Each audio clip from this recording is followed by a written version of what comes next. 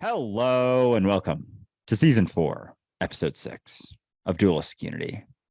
I'm not sure about anything, just period. And I'm realizing more and more that there's still a lot of things that I settle upon. But as I'm even peeling those back, this reality is getting pretty fucking trippy. And I'm here for it. Yeah, I have no idea what's going on. I think I've come to accept that with my old age, as it were, quote unquote. I understand at 43, I'm not necessarily old, but I'm certainly not young. And so I like to make the joke, but I really have no idea what's going on. Even the idea that I'm old is kind of funny in itself. It's all just concept. It's all just comparison. It's all ideas within a spectrum. But we really don't know. This is why I always kind of harp about the idea of being human. We think that means a certain thing, but it really doesn't. I mean, the limitations that go with that idea aren't really there necessarily. It depends on how we look at it. So it's very important to recognize that no matter what concept you settle on, it's only a half truth at best. It's pointing at the truth. It may be the clearest that you've seen the truth, but it's not ever the truth. So with that, I have been curious about this. And so we were talking today. So far today, we've had Twitch live stream. We've had Patreon tier 1 call. Highly recommend you get on those if you're enjoying this conversation, because we do the tier 1 twice a week and it's $5 a month. So you get 8 calls for $5 a month. Holy shit. There's a lot of value in that. And they're always a ton of fun. And something we were talking about was uncertainty and just how, you never really know. And it's a common recognition, or at least becoming more common, that you don't know what's best for you. You don't know what's to come. You don't know what the future holds. And becoming okay with that, coming to terms with that uncertainty can be very beneficial, because it's always been uncertain. And it's, our settling upon an answer, or the certainty that comes with that creates distortion and suffering and expectations. And, there's a whole host of things that come with that settling upon an answer. And so we talk about that plenty, but I've been digging into that a little bit more recently. And even just in between, our last call, we had about an hour. And first I was sitting on my toilet and I was looking out into the bathroom, and I was like, none of this is actually still. And even the answer that I settle upon, that this whole entire reality is still and not, moving around, not vibrating to a degree, is an answer that I've settled upon. And as I started to say that, all of a sudden the whole room kind of started moving back and forth, kind of like when I'm on a very high dose of mushrooms. And it just became clear to me that that's just an answer, albeit a more convenient, quote unquote answer to settle upon, but it's not the reality of it. It's just something that I sort of tell myself along the way. And then I was walking my dog after that. I was like, I have this assumption that the ground is below me. The ground is underneath my feet. But, even just looking at a globe, the way that is, I'm in North America. So I'm kind of like walking on the side of the globe. And then the entire galaxy solar system is moving at, hundreds of thousands of miles per hour at all times. And we have this assumption that it's still and we're stagnant and in place. And yes, it does make this experience easier to digest, because if we didn't have that experience of some semblance of stillness, or the idea that the ground is below me and gravity and all that stuff, then things would just be all over the place. But it doesn't mean that that's the truth of it. And so I was thinking about that, and I was, we're gonna have a guest on today. It got postponed to next week. So I was like, all right, so let's we can maybe get a little bit deeper today, because it's just us and we've been enjoying doing that recently. So I'm curious, Ray, how little do you settle upon answers, and this depth to which I'm just sort of recognizing, even just within the last couple of hours, how many things I settle upon that aren't actually the reality. I'm curious what your reality is like, and the depth to which you don't necessarily settle upon an answer in in ways that most people don't even think it's a question anymore. Yeah, as I said at the beginning of this episode, I don't know what the hell is going on. I'm not even sure there's an I that can know what's going on at the end of the day. I've said this in previous episodes for sure, that for me, this is very close to a dream at this point. I don't believe that it's physical reality in the way that we typically perceive it. Not that it's not physical reality the way that we're describing it, but that it's not solely physical reality, like what you were describing there about changing your perception of what you're experiencing. That's something that's available to us all the time, but we live in a perception that's very much dependent on the physical perception of our body and the five senses that we use to interpret reality, right? But the more we focus on those, the more real they become, right? Like the more you focus on what you're smelling, the richer that smell becomes. The more you focus on what you're seeing, the clearer it becomes, or the more detailed it becomes. So we always think of it that way. But when you start thinking, right, but maybe my eyes aren't interpreting what I think they're interpreting. Maybe on my brain is seeing, it is only interpreting it that way because I'm perceiving it that way. And you start to think, well, maybe it's moving, which it is, which we know scientifically. Everything is vibration. Everything is energy moving. We know that. We know that. We know that most of physical reality, quote unquote, is 99.99% empty space. It's just vibrating, which gives it the impression of being material, right? So we know that, right? But we don't take that in. Brian Cox was talking about this. I think it was on the Joe Rogan podcast, but this is how messed up it is when you really start looking at what reality is, for example. So let's say you had an apple and you dropped that apple and it fell to the ground in 1 second, right? So you see the apple going from one place to the other place in 1 second. So it's only moved that much, right? But the earth itself has moved about 18 miles in that 1 second. So the apple has actually moved 18 miles in that 1 second, or has it? Because to you, it hasn't. To you, it's only moved that small amount of space. So which one's the truth? And it comes down to your perception. It comes down to where you're looking at it from. So there is no actual uniform truth.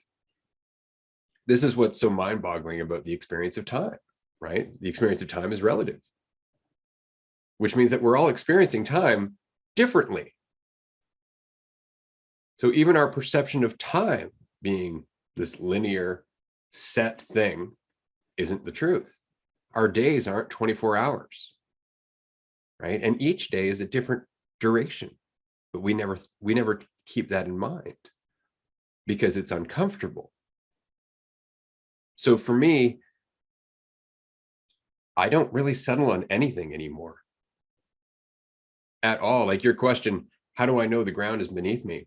You don't, because it's not. Because again, the earth is spinning through space, which doesn't have an up or a down. Like we think we're in the northern hemisphere, but that doesn't actually mean anything in space. So these are all just convenient ways to try and summarize our experience so we don't have to feel so awestruck all the time, which is kind of a shame. I agree.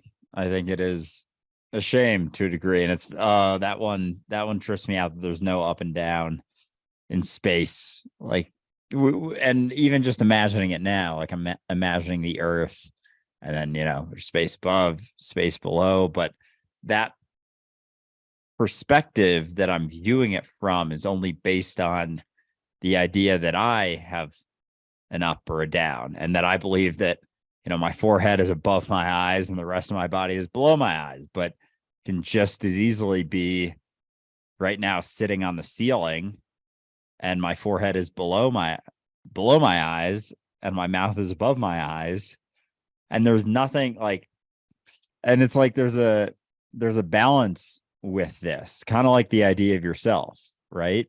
It's not about killing your ego or letting go completely of your ego. It's just not taking it so seriously. And it's the same for this conversation. But I think even the fact that we're just discussing this now after 110 episodes, like I haven't really brought up any thoughts like this. And meanwhile, the whole time Ray's been like, I don't settle on anything. I don't settle on anything. And now it's like starting to hit me like, oh, so that's kind of what you mean. Like there's still a lot of things that I'm settling upon, but it's again, it's not to say that settling upon them is wrong and not settling upon them is right. It's just that it can be healthy to dig into this from time to time and recognize that what you're settling upon, even the idea that the ground is below you and not above you, is an assumption. And with that, although that's like a deeper, questioning maybe than your idea of yourself even, or a different type of questioning, I guess something that's less common. I'll leave it at that. It can allow you to recognize that all the other assumptions that you have about yourself and the way things are and the way other people are also are never the truth. And I guess there's sort of a depth to that. And even just recognizing this conversation that we're having now makes it easier to recognize that all of those other assumptions are never the truth. And how many assumptions we make day to day, like the idea that, this decision is what's best for the rest of my life, is the right thing for me to do. It's like, you can't even, if you can recognize that you don't even know if your forehead is above or below your eyes, like it's going to make it a lot easier to recognize that you don't actually know what's best for you. And just continuing on, despite it not needing to judge it along the way, can allow for a lot of freedom and can allow for actual freedom when you recognize that there are no right answers. There is no right way to do anything, because that cuts off your freedom. You can't have full freedom and believe that there's a right and a wrong way to do things. No, that's the thing, is that freedom is, oddly enough, not knowing. It's uncertainty. That's the whole thing about potential. But that's the point of not settling on things, is so you can ask questions for the sake of seeing things from a different angle alone. This is why I was saying this in a previous podcast episode about my daughter Celeste when she was growing up, and all of a sudden one day she's like, so are we in the earth or on it? And it just caught me off guard, because that's a great question and not one that we can really answer, right? We can even look at it as we are it, right? So there's so much depth just in that, but who asks that question? Do we ever take the time to ask something as simple as that? No, we don't. And why don't we? Well, because we got work to do, got things we got to take care of, job, bills, family, obligations, expectations, things that make me more important or less important, things that I have to keep up with. There's so much to think about that we don't have time to just be awestruck by existence, because it's awe-inspiring. And that's really it. We've talked about this numerous times. It's just that we get so caught up in the narrative, and the narrative's always going somewhere. And so tunnel vision becomes part of it. As soon as we're caught up in this idea of ourself, in this narrative of who we are and our timeline or our lifetime and our lifetime, we stop seeing everything else. All we can see is our character. All we can see is our narrative. It's in letting go of that we end up back in that uncertainty. We end up back in that potential. But in that uncertainty and in that potential is the capacity to look at things anew. And that's where we have insights. And that's where we recognize that the idea is not the same as the thing. And we have lost that. We have lost that one very basic understanding. And you'll notice that that's the misunderstanding that's creating most of our chaos and most of our conflict right now in society, is this idea that our idea of ourselves is the truth of what we are. Whether you are European, American, white, black, upper class, middle class, blue collar, white collar, these are all definitions. Christian, Muslim. These are all ideas. And as soon as you hold on to them, they separate you from everybody else who doesn't identify with that. So it's important to be able to use these concepts, like you were saying earlier. Is the ground underneath me? Yeah, you know, for all intents and purposes, sure. It's easier just to recognize, yeah, rather than to go around saying, did you know that the ground's not really underneath us? And people look at you and put you in a rubber room. And it's because they don't want to ask those questions, right? But that doesn't mean that you shouldn't be out there asking some questions. It doesn't mean that you shouldn't be out there, at least with the willingness to look beyond the assumption. Recognize the convenience, sure. Recognize the convenience, but to not also recognize the danger is where we fall into trouble. The biggest concept being God.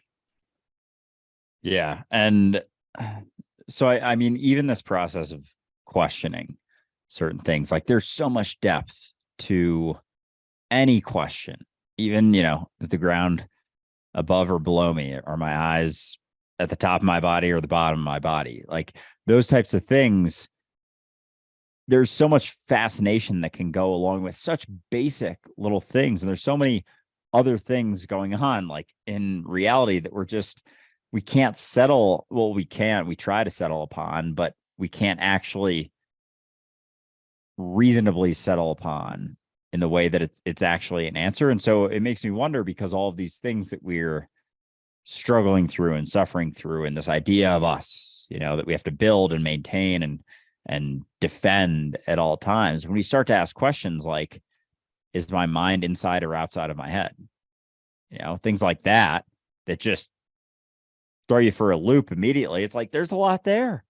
Let's talk about it, because through that conversation, you may recognize that there isn't so much of an idea that you have to defend and try and build and fear being diminished, because when you recognize that your mind is just as much outside as inside of your head, and therefore there is no inside or outside, which can trip you out pretty good when you start thinking about it a little more, you may recognize that it's all you through that.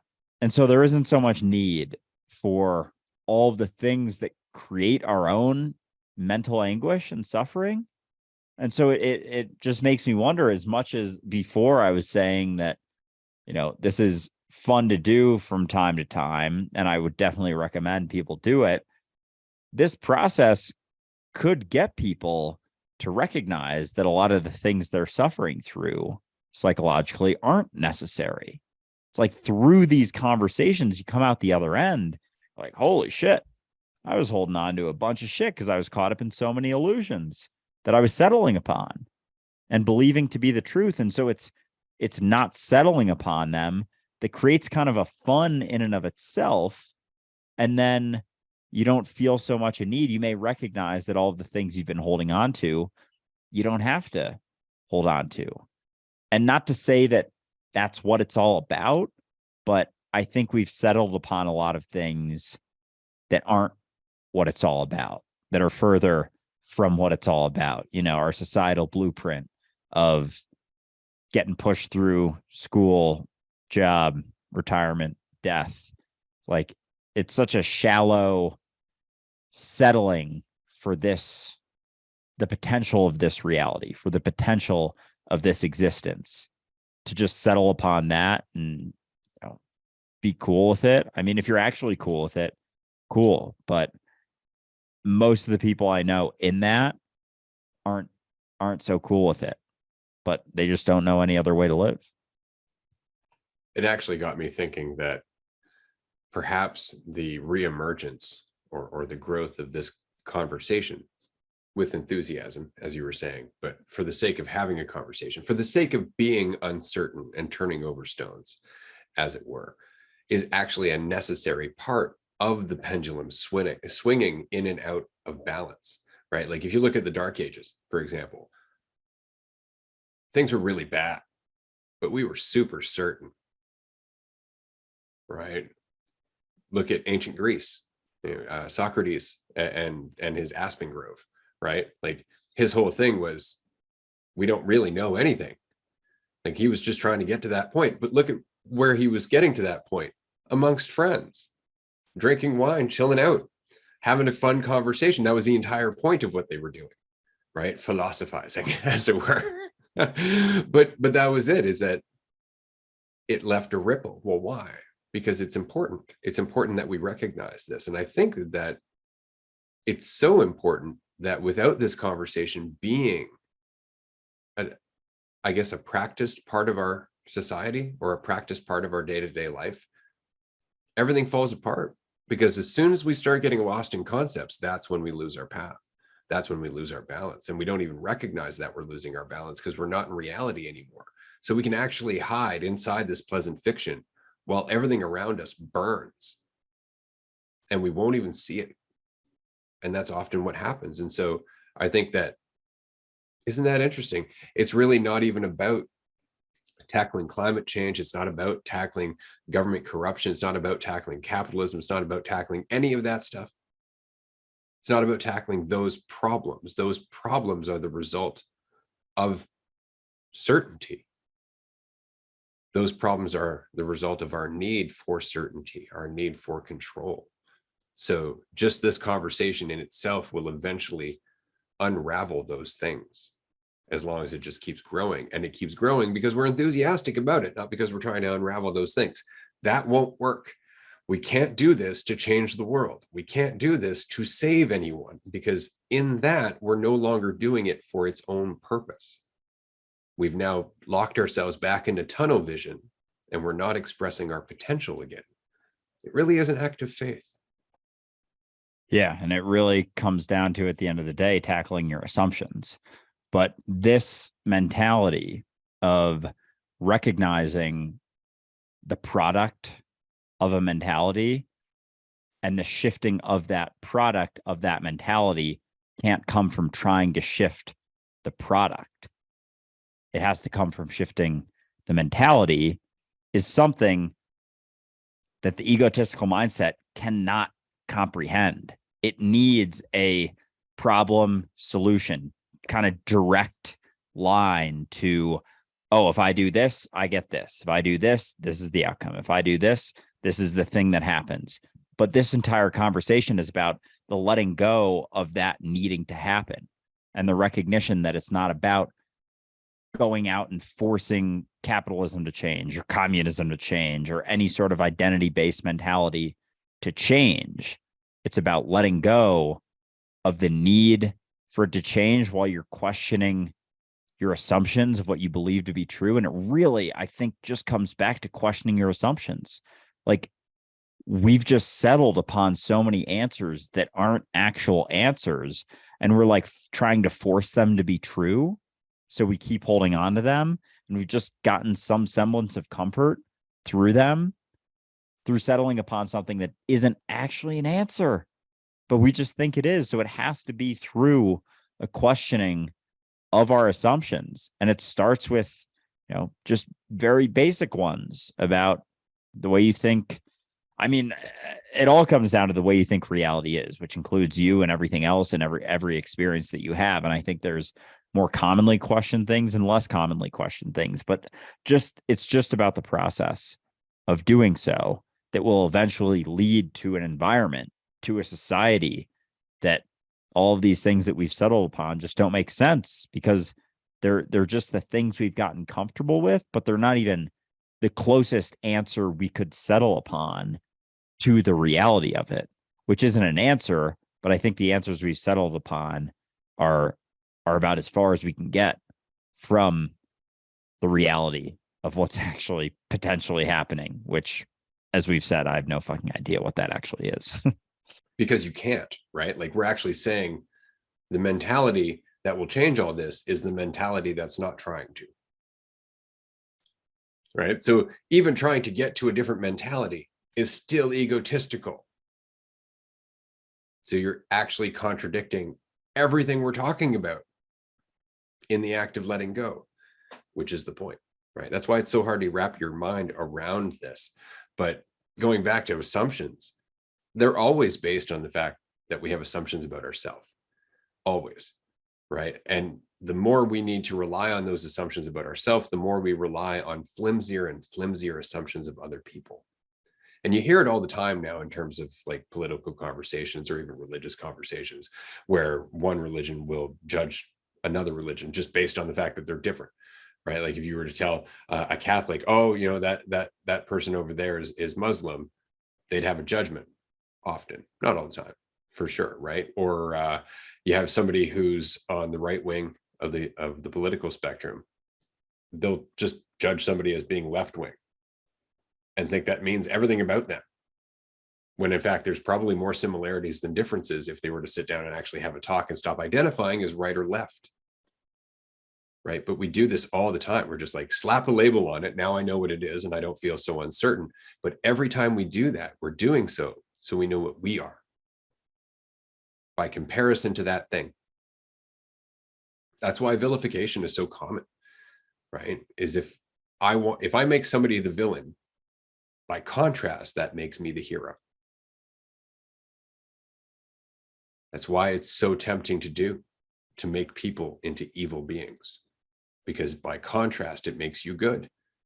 And that feels great, right? That feels great, but there's so much danger in it, right? So it's recognizing why you assume.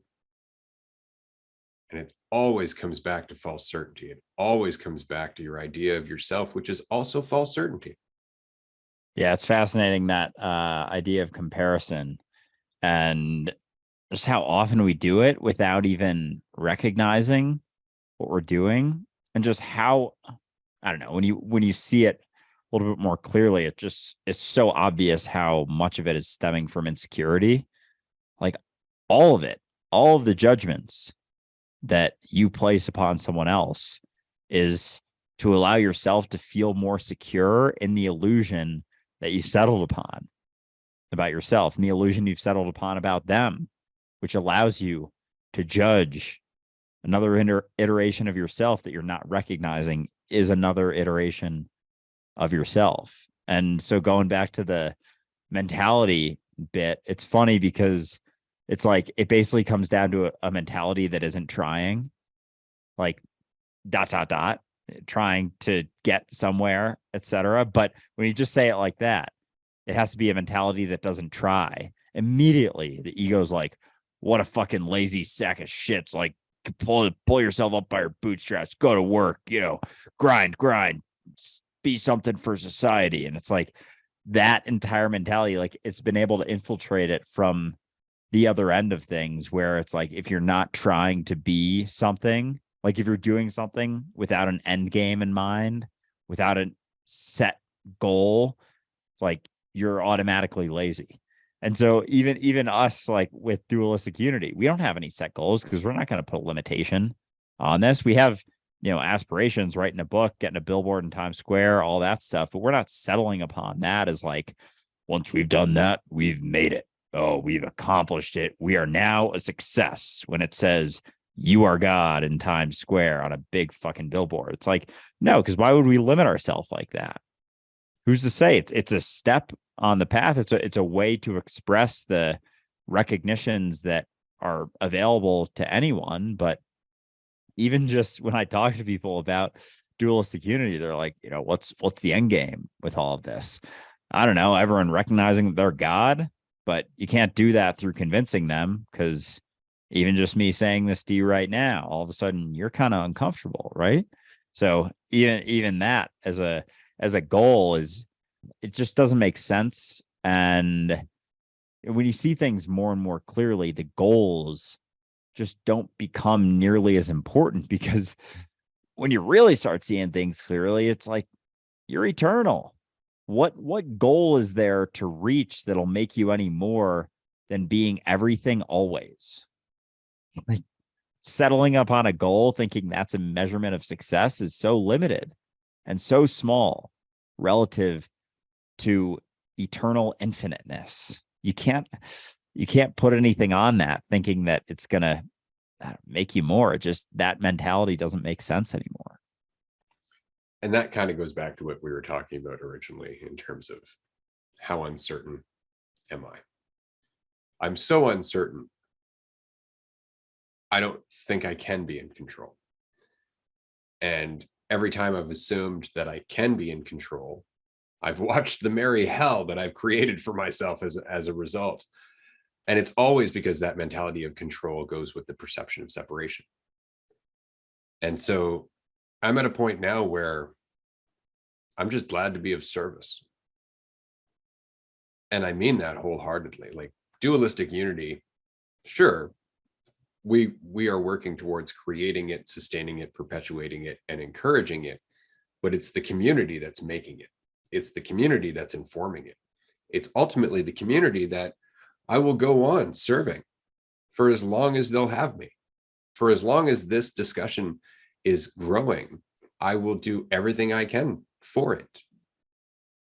And there's no real reason other than I think the conversation's important. It's fun. I enjoy having it. And I enjoy the look on other people's faces when they feel less weight, when they feel free, when they have one of those aha moments where they're like, shit, I'm making it hard on myself. I love those moments. I love them. And I love when people have them. That's it. That's really the only reason.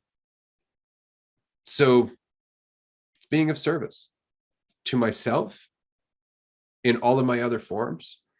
But it's so funny because that mentality, people be like, oh, that's super selfless. It kind of, in that I'm not thinking about myself. Sure. And accepting that it's all me. Sure. Right. But it's not that I'm trying to be kind to other people by any means. I just don't think I'm in control. I just don't think I'm separate. And so the only alternative is to let go. And if you let go and you're free and your cup is full, there's nothing but extra for everyone else. And so you're just there to offer it gladly and in service. I'd rather serve in heaven than reign in hell. Yeah, it's very much selfless to the idea of me. But in this perspective shift, like our society is run upon the settling upon the assumption that we are inherently divided, that I am what I think I am, separate from reality. What do you mean I'm reality? What are you talking about? That's crazy talk. It's like, it's actually, and I don't like going this route, but sometimes I just get, I don't know, I do still get frustrated and annoyed by people. And I so I'll say sometimes, like, it is painfully obvious when you let go of the idea of yourself. Like, it's not that hard. It's really not that hard to get. It's just that limited idea of yourself. You're not what you think you are. Question that. And it becomes pretty fucking obvious. Like, you're laughing at me for saying that I'm just reality wandering around. I'm you. And it's like, oh, you're me. It's like, oh, bro, like, it's not that hard. It's really not. But it's that little idea of yourself that gets in the way of it. It really is. But as that shifts, as you let that go, and it's not to say that just recognizing that you're not what you think you are, immediately you see yourself in everyone. Like, there's a process there too. And that's basically been all of Dualistic Unity for me. Like, from the very beginning, when I was like, what do you mean you're me? Like, that was one of the first questions I asked Ray. And it was like, I'm waving my hand. You're not waving Andrew's hand.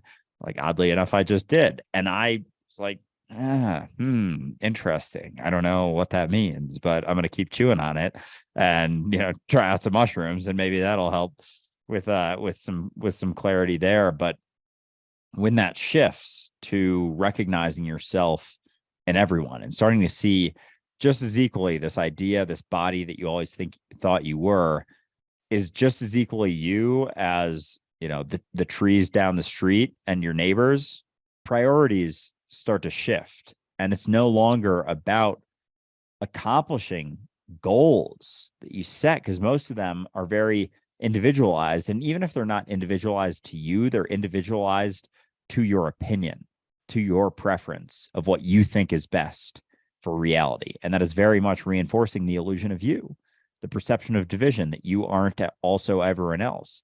In order to actually begin to recognize that, you have to let go of the way you think is best, the right way to live, the right way to achieve success. It's like, even that is uncertain. I don't know what the fuck success means to Dualistic Unity.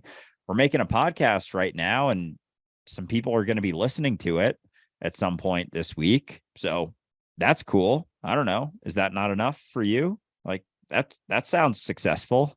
So like it doesn't have to be this grand idea of like, I want 1 million listeners or something. It's like you're discounting the first 1,000 that you got. And even, even beyond that, that's a very limited idea of just like even goal setting. But yeah, as the perspective shifts, so do the priorities. And it becomes obvious the shift in priorities when you begin to experience more and more freedom in yourself for the sake of just experiencing freedom in yourself here and now. When you're always free, there's no reason to settle upon needs and desires for what you want to become because you're already free. What do you mean become something? What, imprison yourself again? You're free. Just go do some stuff for the sake of doing it. Exactly. Which is something that we were talking about today on the Patreon call. We were talking about how often spiritual teachers will get to this point where they become rich and famous. And all of a sudden, all of the altruism that was coming across and all of their messaging about how we're all one and care for your neighbor and so on and so forth ends up being a $6,000 price tag on a 4-day retreat. And thinking about that, you're just, and again, I know from organizing retreats and events in the past, there's a big markup on a $6,000 price tag on a 4-day anything. So I'm just saying there's a lot of profit there. Why is there a lot of profit there? Because specifically for spiritual teachers, especially who have become famous, they're already making money. There's residuals off of book sales, off of seminars, off of DVDs, or DVDs goes to show you how old I am, off of streaming releases. There are other forms of making income for sure. So at what point can the excess go back to the people that we're apparently all a part of? But there gets to this point where it's like, well, but I'm comfortable. This is feeling really good. They'll be fine. I'm giving them enough. They have the books and the seminars. If they can afford the tickets, great. Okay. There's nothing wrong with that. There's nothing wrong with that. But you can see where the ripple has suddenly hit a wall. You can see where the ripple has suddenly found its limit. And that limit is on the comfort of the speaker. That limit is on the ego of the quote unquote teacher. Because alternatively, you can just distribute the excess. And I don't mean give it to people, but put it into things that help people, put it into things that change the environment, because that's the point of service. That's exactly what we're trying to get at through all of this. It's just like the retreat. Andrew and I held the first Dualistic Unity retreat in November. And at that retreat, we had no plan for anybody who went to the retreat. We weren't trying to get them somewhere. We were aware that they were already on a journey, and we were trying to facilitate an environment that made that journey as easy as possible. That was it. That's the same thing we're doing with Dualistic Unity. We are aware that you are on a journey, you, reality. We are aware that you are changing, but the environment is making it very difficult to do that. So we're changing the environment through changing the conversation. And in changing the conversation, we're changing our priorities. And in changing our priorities, we're changing our focus. And with a little less selfishness, it's a little easier to understand selflessness. So we're not trying to get anywhere. We're not trying to get the world anywhere. But we are the environment, and we're changing. Amen. That was beautifully said.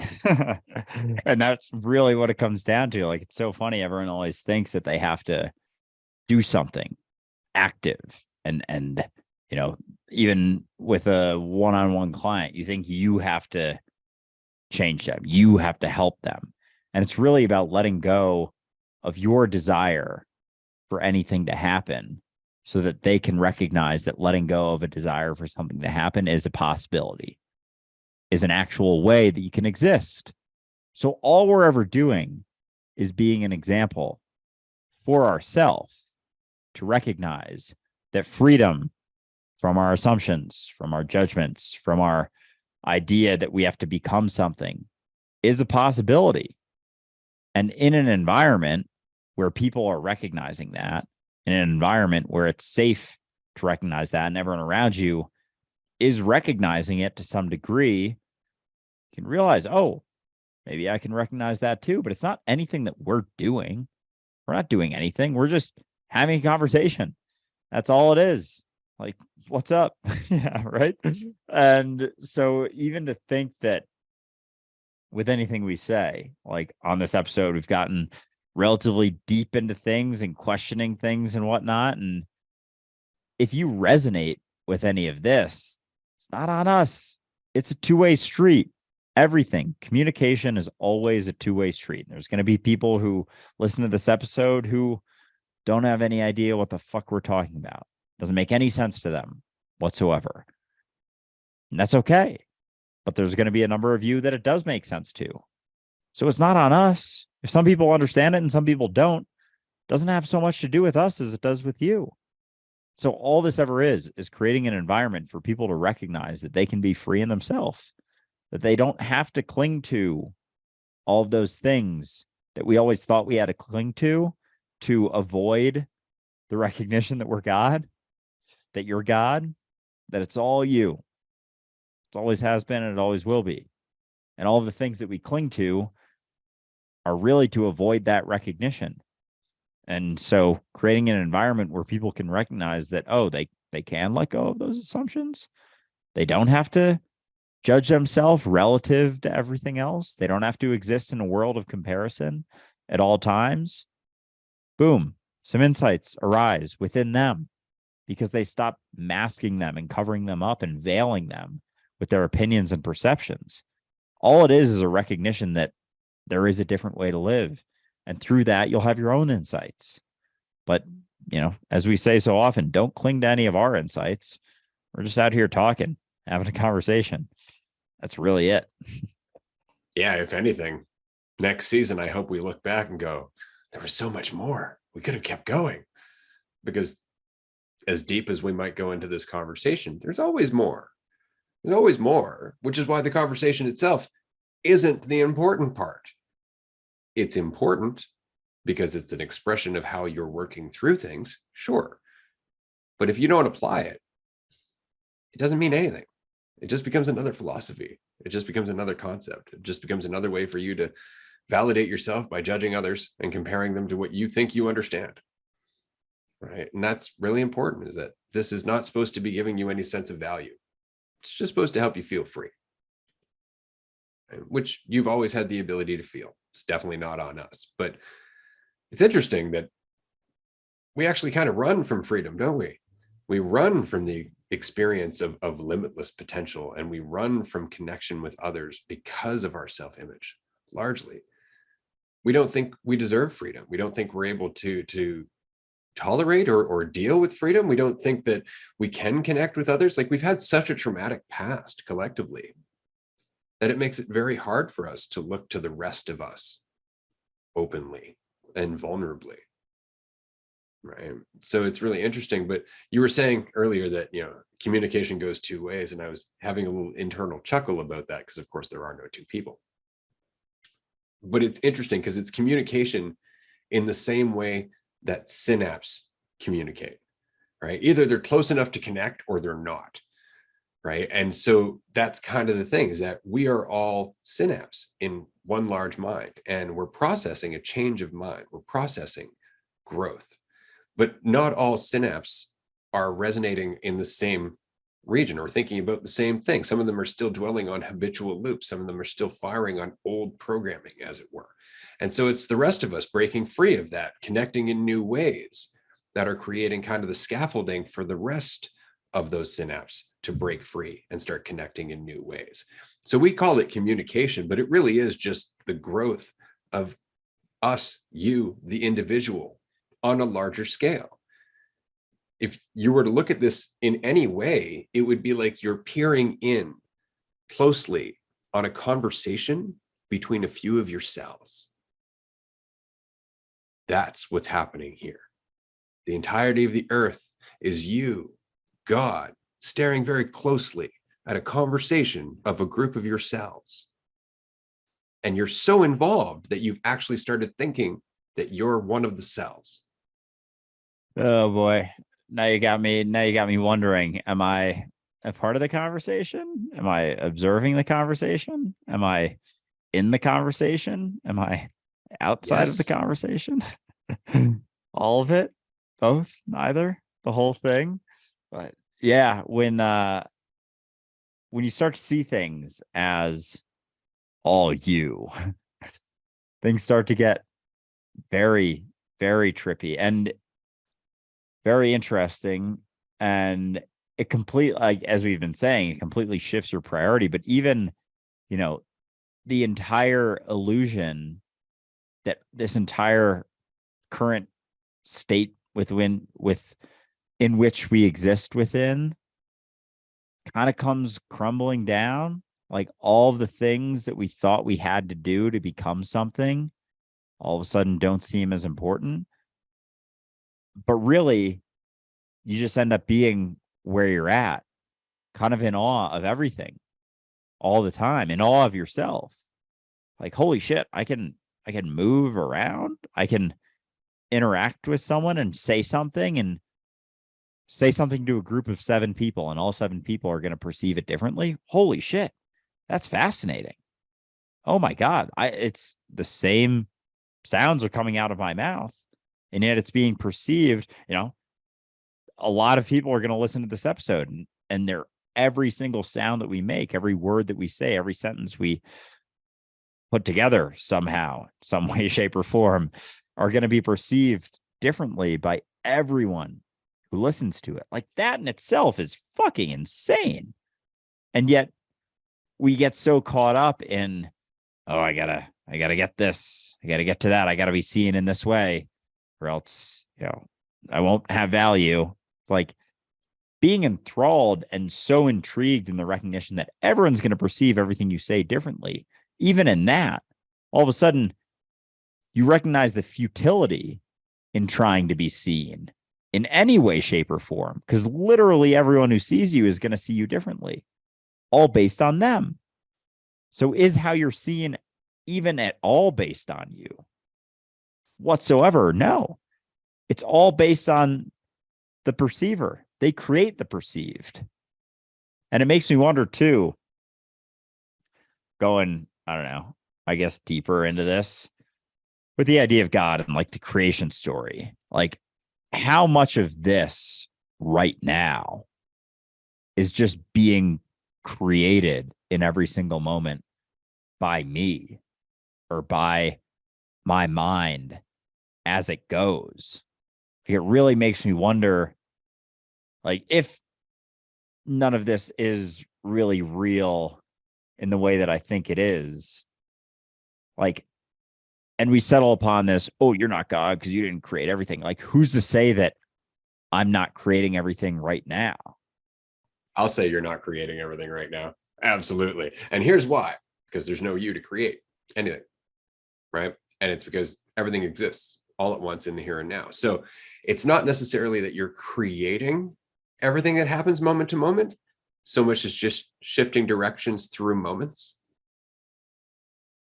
They always exist. The moment you lift your right hand and your left hand both exist right now. The question is, which one are you going to pick? Which direction are you going to go in terms of variation? See, so you went with the third option, and there are a lot others, right? But they all exist, and that's the point. They all exist. It's not that they're created. It's just that you're moving through them. That's the beauty of our dualistic experience of time. There's a before and an after, and because of that, they seem to connect, because they have to, in order for us to make sense of it, right? Which is why a carrot starts as a baby carrot and grows into a big carrot instead of the other way, right? The whole spectrum exists at once, but we view it through a linear experience, right? And so that's what we're doing, is we're just moving through the multiverse pretty much all the time, each and every moment, not each and every minute, not each and every second, each and every moment. And you can't measure that. So you are the multiverse. Oh shit. So understanding that all moments exist simultaneously, the infinite potential of everything that could be does here and now, and we only perceive, a timeline through that, or a before and an after. When you really recognize that right now, everything I could possibly do, every way that I could possibly look exists here now, everything just kind of goes like a gradient. But it's not even a gradient, because that implies that there are stagnant things. Gradient would be like, oh, if my face started to get more and more blurry until it just kind of blended in, and then there was like this sort of gradient face with like a slightly different colored body look, because my sweatshirt and my skin aren't the same color. But if all of them exist here now, and you take that all the way, then it just goes into nothing / everything. So it really is like everything is just our perception. Even the feeling of tapping my finger on my face is just a perception of the potential that could be. Fuck. Oh, man. Everything is a variation of the relationship between the observer and the observed. That's reality. All of reality is all variations of what could potentially be the observer versus the observed. All reality. And that's why awareness goes from DNA upwards through numerous different forms, all different forms across time and space, right? Because they all must exist somewhere. And what you and I call time and space is just kind of how we sort out where everything is stored. That's pretty much it. It's like, oh, there's no room for that variation in this universe. Another universe, there's room there, right? And that's it, is that all of the multiverse is basically the infinite of what could possibly be. Every reality exists to itself. Every universe is real to itself. But in reality, none of them exists in space and time, which is why that episode we did on the Nobel Peace Prize earlier this year was about the non-local universe. It doesn't exist anywhere. Yeah. Nowhere, now here. Same paradox. Yeah. Man. That last statement doesn't exist anywhere. Like, oh man, it really does get very dreamlike when you start seeing things like this, that we're not in a location right now. I'm not in a location right now. And just add a little bit to it. Let's just say that your awareness, your mind, is so limitless that it can create a dream so detailed, it includes details about a brain that's having the dream. Yeah, I mean, in an unlimited mind capacity, it could theoretically create a mind within that's perceiving its own mind, believing that it isn't the mind. Which is why our synapse looks a lot like the universe. The connections in our brain are very much like the universe. You can actually compare a map, like a graphic of the universe, to a graphic of the synapses in our brain, and they're very, very similar. And it's because they're almost limitless. Like there's billions and billions of connections in our brain, in the same way there are billions and billions of stars, right? Like, and it's because we are an expression of the limitlessness of awareness, as is the physical universe. So you're starting to see overlap, right? As above, so below. Yeah. And so that division that we perceive is just a reflection of itself, like another what if reflection. The stars you're looking up at are the synapses in your brain? Yeah. I got no answer to that, dude.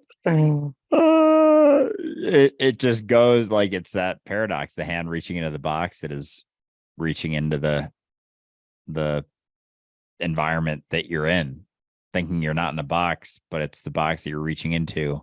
It's not a box because it's unlimited. And that, even just that, unlimited, no walls, no barriers, no bounds. Like, even that is tough one to really comprehend. Like, you can start to think about limitlessness of space, but yeah, you can't, you just keep going. And then you're staring into the abyss. You're staring into the void.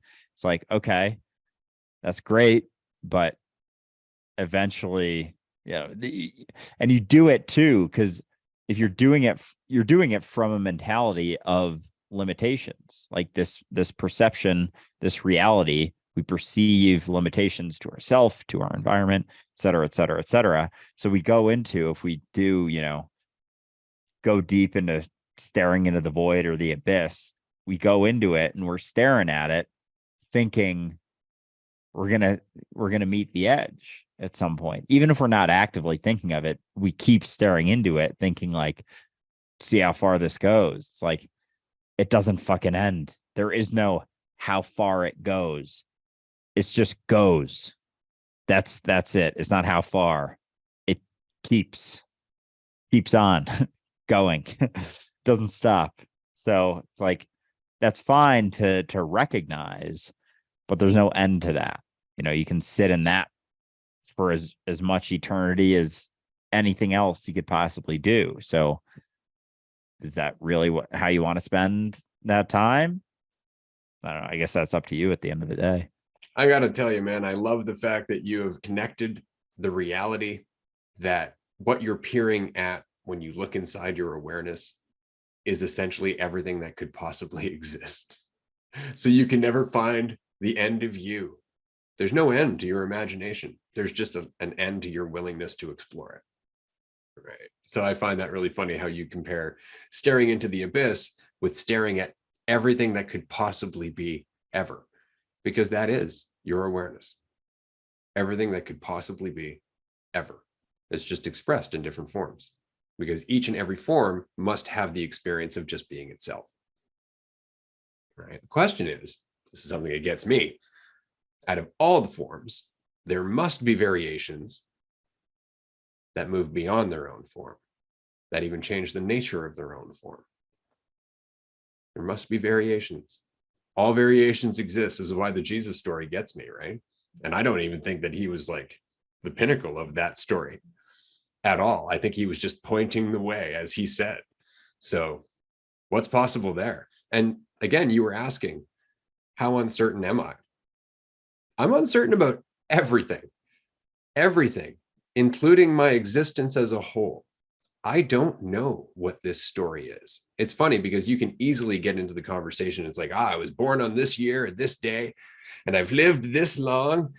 Yeah, that's possible. It's also possible that you're a deity trying to avoid the reality that you are powerful and alone. And you've created a really convincing story to avoid that.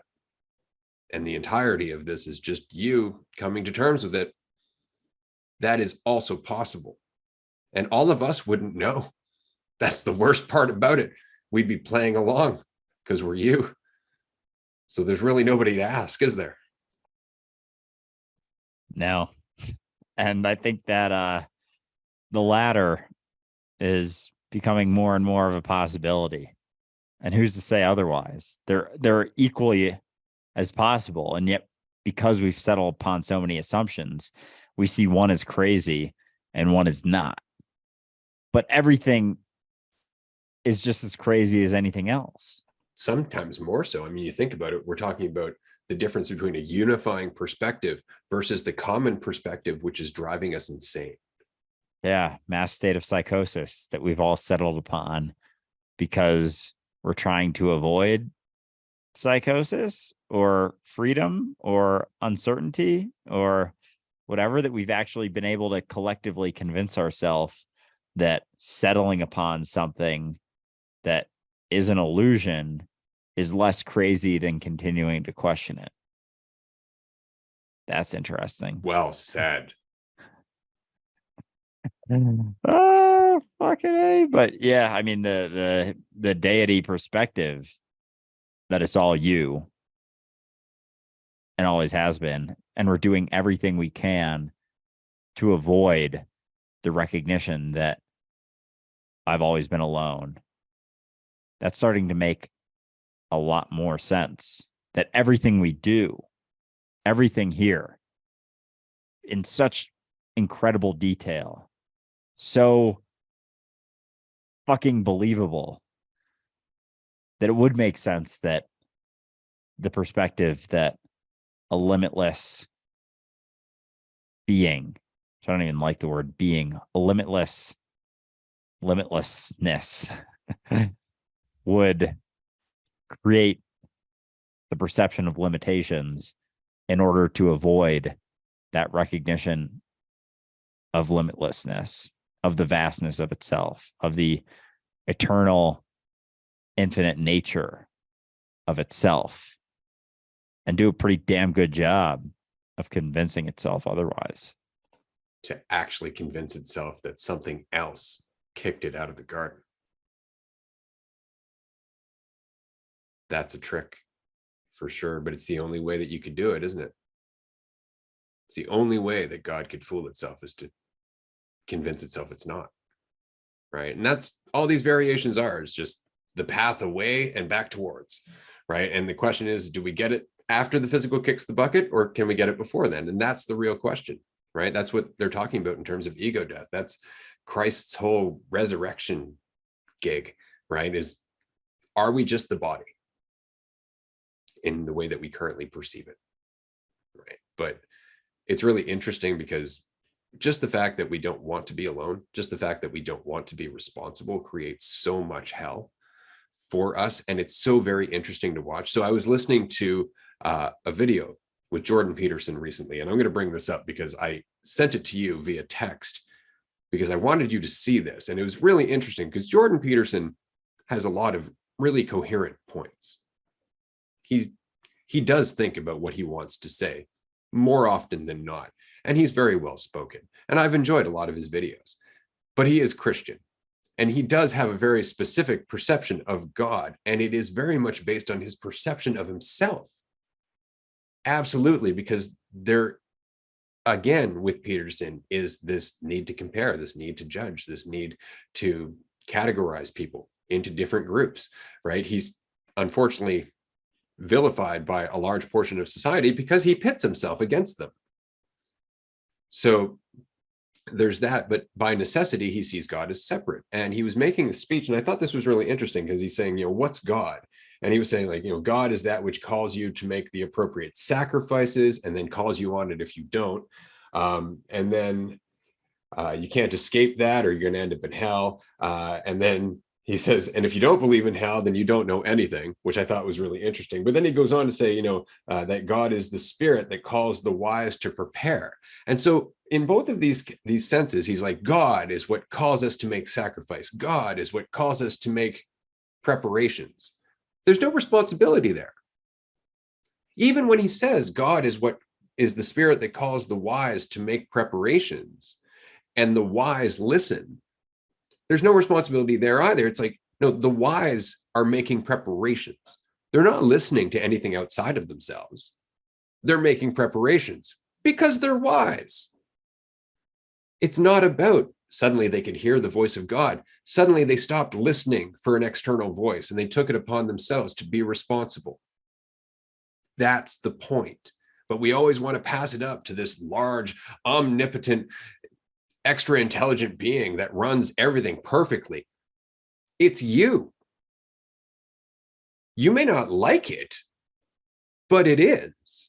And you don't even have to pay attention to it. You can go about your life and be as selfish as you want to. It's fine. But when reality comes full circle and you suffer a consequence from that, you can't blame someone else because it's all you. Right? And you can try and put off that responsibility as long as you want to. And we have now for thousands of years. We have been putting off this responsibility. And now look at where we are. It's nothing to get upset about. It's nothing to beat yourself up about because, again, we're eternal. But maybe we can roll up our sleeves and get to work. Maybe we can just stop investing in the illusion for the sake of avoiding the responsibility. And in that, start to experience some unity and some empathy, not by trying to get to it, but by not avoiding it. Amen. And in that spiel by Petersen, like, he's very passionate about it, and he's very enthusiastic about it. But what message is he actually getting across? Like, there's no progress in his message. It's just, this is something that I believe.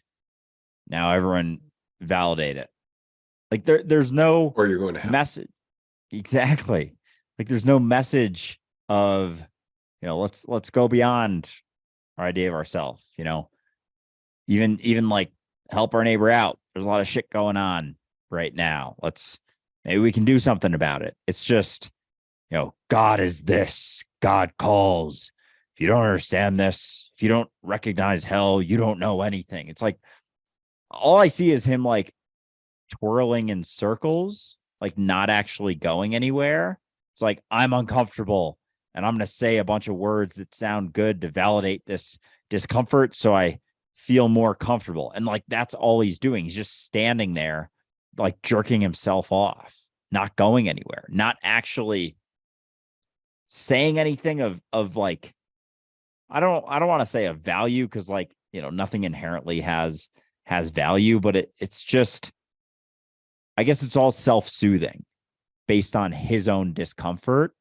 And so I saw that whole clip as just very selfish, very egotistical, very enthralled in his own suffering and pain. And he's just trying to say a bunch of words that sound good so that he can feel a little bit better. Like, that's all I saw in that. Well, and there's a whole bunch of contradiction in terms of Petersen's actual view on life, right? Like, he's saying God is the spirit that calls on you to make sacrifice when appropriate. He's very much a capitalist. He has said straight up, he's in favor of capitalism. Where's the sacrifice? Is God not asking you to make sacrifices? What are you even talking about? And it just comes back down to, no, I'm on the side of God. Look at me, I'm a moral person. It's like, no, you're telling people you're a moral person. Maybe you've even done some moral things. That doesn't define you as a person. And it certainly doesn't mean that God has made you do those things, or just because you've done those things that you're more godly than anyone else.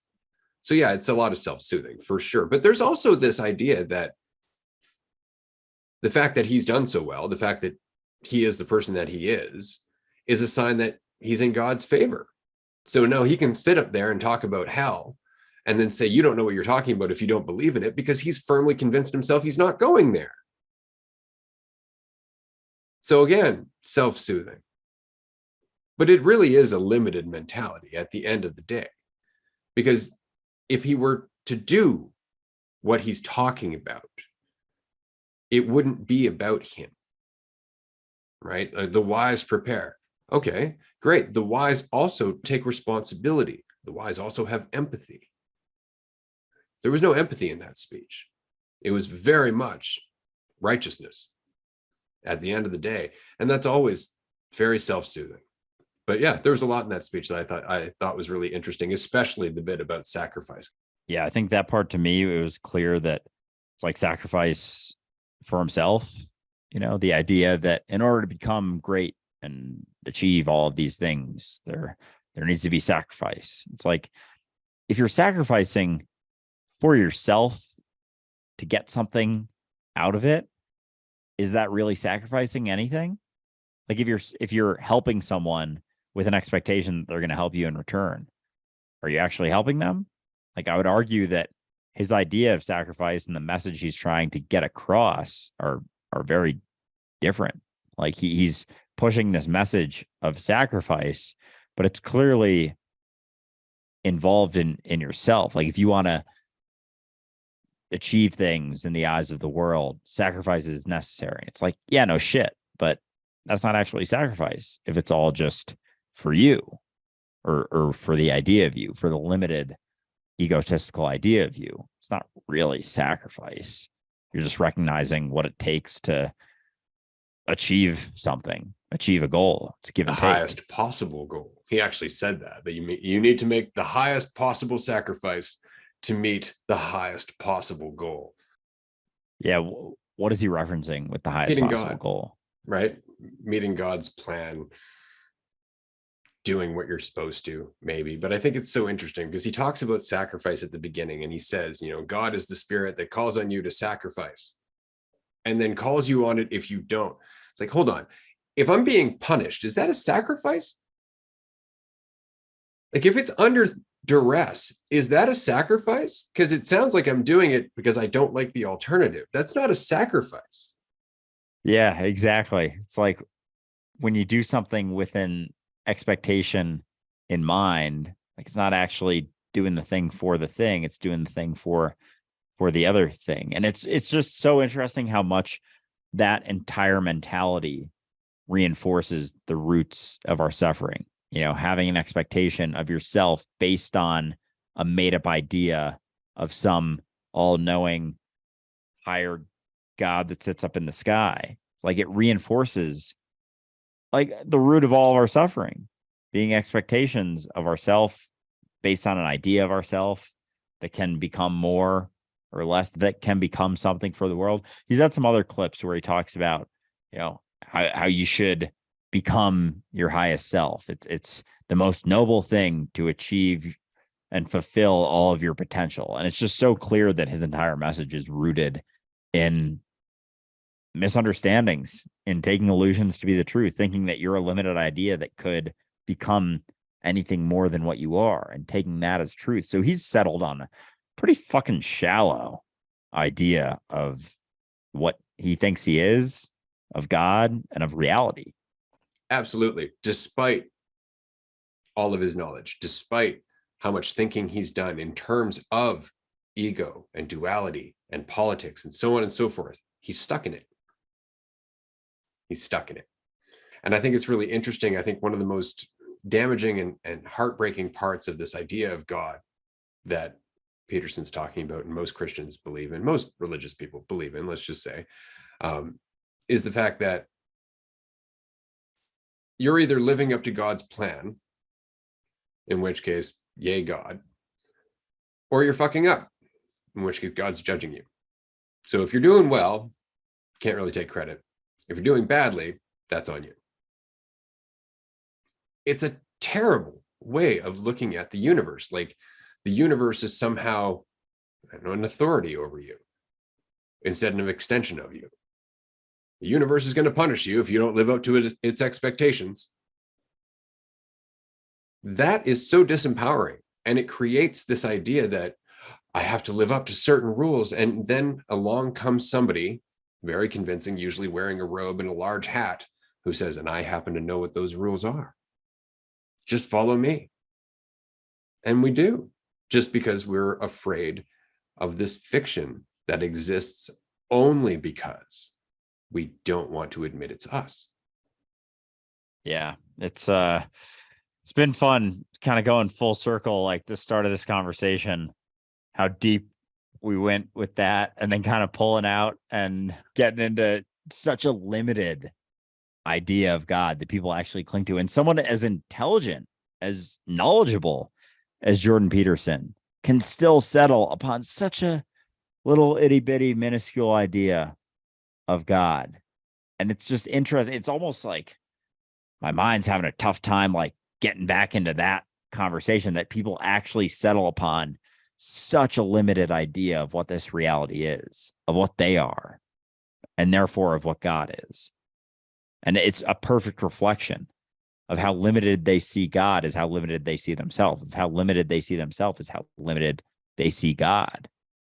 And as you let go more and more of that idea of yourself, like the potential that's available, that becomes available, and even the discussion of, all potentials exist here now, and all that. Like there's so much to that discussion and that recognition that you can't even get into if you're clinging to a limited idea of God and a limited idea of yourself rooted in fear. You can't even touch that conversation through that, because all those other ideas and beliefs and things that you cling to for this false sense of certainty and comfort have to be thrown out the window in order to even scratch the surface of that conversation. Regardless of how intelligent you might be, right? This is why I think it's really interesting that Neil deGrasse Tyson is leaning in favor of the simulation theory. And I find that really interesting because he's a very intelligent person who has an idea of himself being human.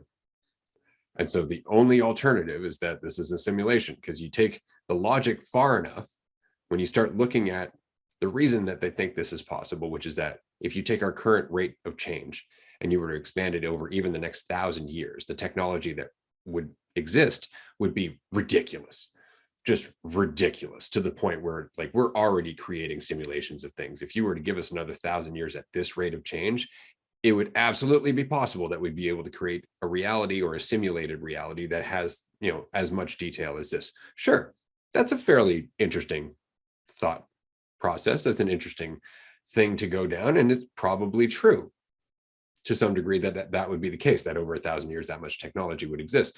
But I don't know necessarily that the species would allow it to get to that point, because I think there would be consequences along the way, right? But the point is that he doesn't want to recognize that it's just him being God, but he does recognize that reality doesn't work the way that we assume it does. This is why I like that one video where he was saying about the one thing that keeps him up at night. And it's very much what we're talking about. He was saying that a photon traveling at the speed of light, regardless how far it travels, so it could travel 100 light years, okay? That photon does not experience time because it's traveling at the speed of light. So to it, its origin and its destination exist at the same time. It's never moved. And it's because that photon exists at each and every iteration along the way of that path in different variations of the same moment. That's the only way it would work out. That's the only way that the photon would be able to exist outside of time and still be moving through reality. It's not moving, we are. We're moving through reality. And it makes perfect sense when you look at it that way. But if you're thinking about yourself as a human being, you can't look at yourself as the basis for time. Yeah. Oh man. Yeah, I mean that one I don't know if I'm fully getting that. I think I do, but like it's not clear. Okay. So let's just say at the speed of light there is no time, right? Because when the closer to the speed of light you get, the more time slows down. So at the speed of light, time pretty much ceases to be. There is no movement. Okay. So to the person traveling at the speed of light, or to the thing traveling at the speed of light. So let's just say that there was a photon that traveled across this screen at the speed of light. And as it did so, we managed to freeze frame each and every moment as it went across the screen. So each one of those moments, as it goes across the screen, exists. They all exist at the same time. And to the photon, it's in all of those places at the same time. It's not moving to it. So it simultaneously exists in all of those places across the screen. Okay? But we see it as traveling because we see it not at the speed of light, right? Like we're slowing it down so we can process it. We're seeing the experience of time, right? But to it, traveling at the speed of light, there is no time. So there is no movement. So it's impossible for it to go from one side of the screen to the other because it's not experiencing time, which means that all of the places that it traveled across, so on and so forth, exist as their own stationary reality. And all we're doing is moving from one frame to the other, thinking it's moving. So it's like our perception is time. Yeah. So, yeah, because everything is. That's going back to that same conversation we were having, that all potentials exist here now. And it's our perception of them relative to, past, present, future, before and after that we have this experience. So our perception is time, the rate at which we perceive all of those events that already exist here now, the rate at which we perceive them is time. Change. Yeah. Oh man. All right. I think I'm following. Yeah, it's tricky, right? And this is the reason it's so much fun to have these conversations, but not so much that you get all bent out of shape and you start trying to like blow other people's minds all the time. Because again, this is uncomfortable stuff at the end of the day, because we really just want to think we're human, right? Because we're having a human experience. Or we'll separate it. I'm a spirit having a human experience. Like after I die, I'm going to become, this thing that just kind of flies away. It's like, you're everything, having all experiences. That's all this is, and if you were to try and visualize that, it would be like, you don't exist in space and time. All you are is potential, straight up. So all of the things that could possibly exist within this nothingness. Let's just say it's not even moving around, coalescing into different colors and shit. It's just nothing. It's nothing, but everything is potentially in there. And out of all of that potential, occasionally you form a body and think you're in it. Yeah, I'm following that. But it's like even just that, like another idea or perception, but it's, I guess, closer. Well, because you're forming all bodies, technically. I'm like, occasionally you form a body, but every body you've created always exists in the here and now. So you could go through eternity creating every body that might ever exist. And guess where it exists? Here and now. Huh. Yeah, it's funny. Along those lines, this was years ago, I had the recognition that like this moment is the only moment that anyone's experiencing across the entire world, across all of the universe, is just experiencing this moment. I remember that hitting me a couple times, just feeling like, that's interesting. Not recognizing like the depth of that, because it was still just like, I'm experiencing this and they're experiencing this, and a lot of perceived division. But yeah, I think that was one of the first recognitions of the unity, is everyone having that same, experiencing the same moment at all times. As me. That's the thing. It's not everybody experiencing the same moment. It's everybody is the same moment. Yeah. I don't think I have anything else to add to that. No, that's definitely a good place to wrap this up. Absolutely. I just want to say to our listener, as always, we appreciate you sitting through this as we just go through the works and see what comes out of it. We do appreciate your insights. We appreciate your participation. If you haven't had a chance to join us on Twitch as yet, definitely do consider joining us for an episode of Dualistic Unity Raw. It's always a lot of fun, and you can actually leave comments while we record, and we try to answer questions as we go. So you can become more involved in that way. Lastly, of course, I just want to remind you, the April retreat is coming up. Don't miss it. Get your tickets now. There are 4 left. It's going to be an incredible event. We've talked about this previously, so I won't get too much into detail. One more thing, we have an authentic coaching workshop and relationship building workshop coming up this weekend on the 14th and the 15th. Tickets are available on the website as well. You can pick them up now at dualisticunity.com. And that's all we've got for today. I think we deep dived quite a bit. I look forward to exploring this in greater detail tomorrow on Dualistic Unity Raw, and of course throughout the Patreon groups this week. Absolutely. Bye, everyone.